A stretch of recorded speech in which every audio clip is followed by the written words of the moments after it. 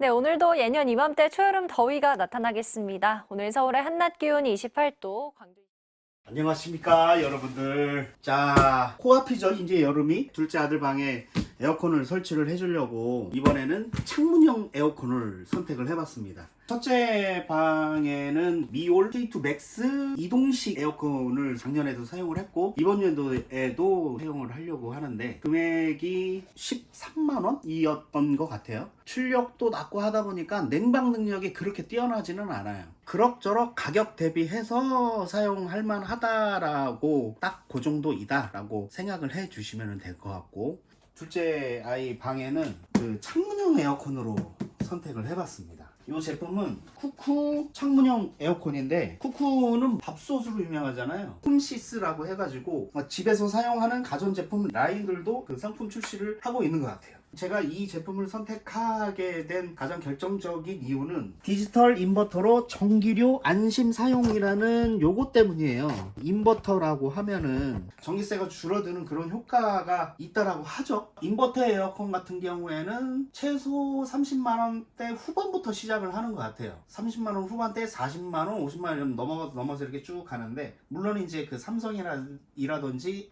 그 LG라든지 이런 대기업 제품을 살펴보면 뭐 50만원대부터 시작을 하는 것 같고, 또 이거의 금액은 그러니까 대략 한 40만원 정도에 구매를 한 것 같아요. 인버터이면서도 가격이 제일 저렴했다. 그렇고 왜 인버터를 사용을 하느냐, 그래서 가장 중요한 거는 전기세 때문에 그런 것 같아요. 전기료가 적게 나오는 역할을 한다라는 거겠죠, 이 인버터라는 부품이. 그래서 인버터에 대해서 잠깐 좀 설명을 해드리면, 그 지금 사용하고 있는 이 그냥 전기 있잖아요. 220V에 60Hz예요. 뒤에 있는 60Hz는 주파수를 나타내고, 저기 220V 60Hz가 교류라고 해요. 근데 인버터는 이 교류를, 인버터 그 부품 안에 보면 부품이 컨버터가 있고, 그 다음에 인버터가 있고, 그 다음에 각종 제어 장치로 이렇게 구성되어 있다라고 해요. 가장 마지막에 출력되는 이 기능을 담당하는 부분이 인버터여 가지고 이거를 총괄로 인버터이라고 부르는 것 같고, 그 여기 220V에서 나오는 이 전기가 교류라고 하는데, 교류가 입력이 컨버터로 입력이 되면 이 교류가 직류로 변환이 된다라고 해요. 직류로 변환을 한 거를 다시 인버터로 들어가게 되면 이 인버터는 직류에서 다시 교류로 변환을 해주는 그런 장치인 거죠. 컨버터와 인버터를 사이에 두고 교류로 들어왔다가 직류로 바꾸고, 직류를 다시 교류로 바꾸고, 이걸 출력을 하게 되는데, 교류에서 들어왔다가 교류로 나가게 되는데, 이 작업을 왜 해주느냐, 헤르츠, 그러니까 주파수 조정이 용이하다라고 해요. 효율적으로 조정을 할 수가 있게 되는 거죠. 그래서 이 인버터가 그 내장되어 있는 전자제품이나 기계 뭐 이런 부분들을 살펴보면 소리가 윙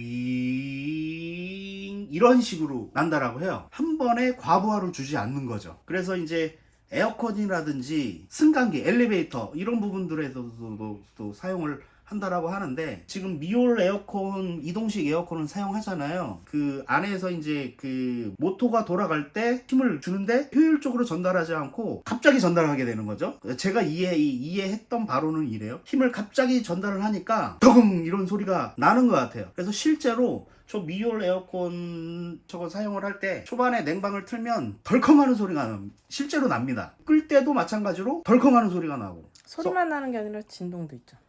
진동도 있고, 어떤 사람들은 그 소리가 굉장히 크게 덜컹덜컹 한다라는 분도 있어요.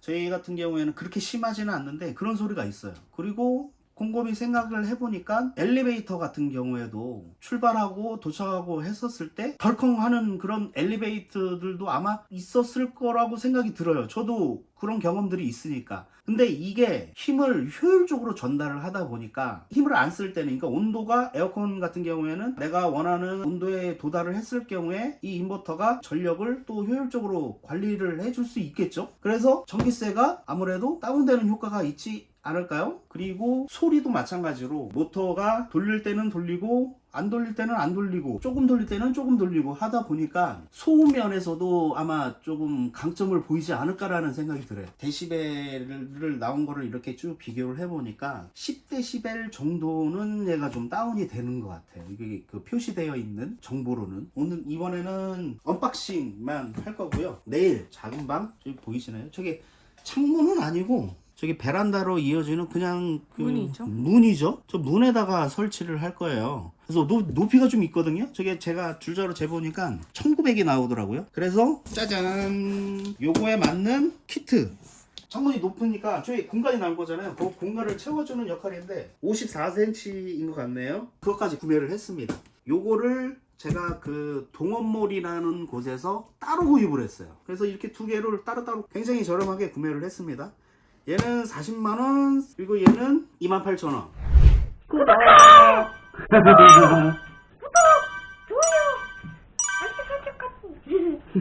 박스 개봉하기 전에 한번 봅시다. 이게 나오죠? 220V에 60Hz. 모델명은 CA-AWE0610W. 전격 소비 전력은 820W라고 되어 있네요. 냉방 능력이 2100인데 요거는 와트가 높으면 높을수록 냉방 능력은 좋아지는 거고, 좋아지는 대신에 전격 소비 전력이 높아진다는 의미입니다. 제조사는 TCL, 중국에서 제조를 하는 것 같고요. 수입원이 신성전자, 판매자가 쿠구 홈시스. 만드는 거는 중국에서 만들고 쿠홈시스는 판매, AS 이런 부분들만 담당을 하는 것 같아요. 이 제품을 살 때 AS도 검색을 해봤는데 전국에 이제 그 AS 센터가 여러 군데 있어서 그렇게 크게 문제될 것 같지는 않아요. 이제 다시 개봉을 해봅시다. 자, 한번 봅시다. 에어컨은 이 안에 있는 뭐 냉매라든지 모터라든지 이런 부분들이 있어서 위아래로 이렇게 한다든지 막 눕힌다든지 그러면 절대 안 됩니다. 요게 틀 고정할 때 쓰는 그런 부분 같아요. 그리고 요게 본체, 요 고정 틀. 그리고 요 물 호스, 물 빼는 데 사용하겠죠. 얘는 기본적으로 안에서 증발을 시켜줘요. 그래서 초 호스 같은 경우에는 제습할 때 사용을 할 것 같아요. 에어컨 설명서 물이 많이 나오니까. 어쨌든 물 빼는 데 사용을 하는 물 호스, 이렇게 구성이 되어 있네요. 창문 틀 먼저 볼게요. 이렇게 되어 있네요. 이 틈 사이도 얘로 이렇게 막아주더라고요, 보니까. 이게 없는 제품들이 꽤 있더라고. 이 옆으로 공간이 뜨는 거야. 그래서 이렇게 꼼꼼하게 얘가 이렇게 막아주는 역할을 해주는 게, 그러니까 창문 위에 틀을 여기다가 해가지고 이걸로 이렇게 꾹 고정을 하는 거야, 위아래를. 간단하지? 그리고 이 안에다가 에어컨을 넣고 다시 나사를 조여가지고 고정을 하는 거고. 그냥 고정을 하는 그런 나사들이 여기 있을 것 같아요.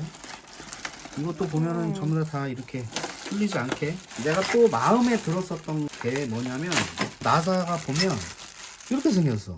나사가 이렇게 생겼습니다.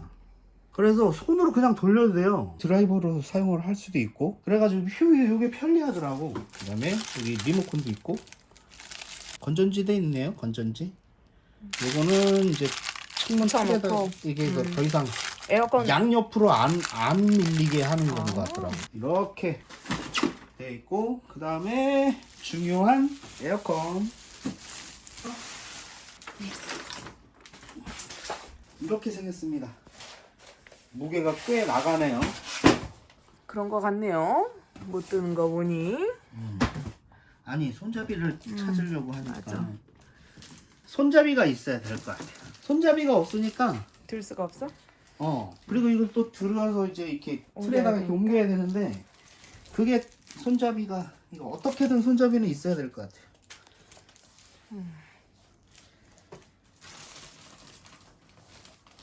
이렇게 생겼습니다.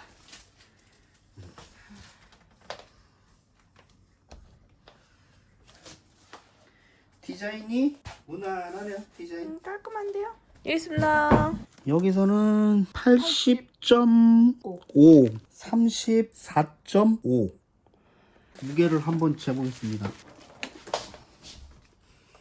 22.9 나옵니다.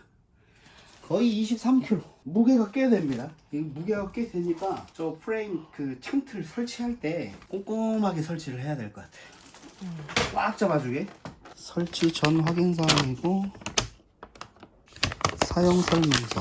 설치한 후에 확인해 나가면 될 것 같고, 이 뒤에 보면 제품 보증서, 소비자 피해 보상 안내, 서비스 센터도 운영을 하고 있고, 그 다음에 이게 키트, 여기에 제품 번호가 있거든요. 설치 키트 CAKIT-AW54, 요걸로 검색했어요. 요걸로. 코코 에어컨 키트. 오. 코코가 아니라 쿠쿠 아니야? 뒤에 있는 요게 높이를 말해요. 요거는 어떻게 생겼냐? 짜잔. 창문에 하실 분들은 구매 안 하셔도 될 것 같아요. 길이가 대부분. 그렇지. 저기 늘어난다며. 요렇게 됩니다. 요렇게. 요 밑에 이렇게 설치하는 거예요. 되게 튼튼해 보인다. 요게 밑에 같아.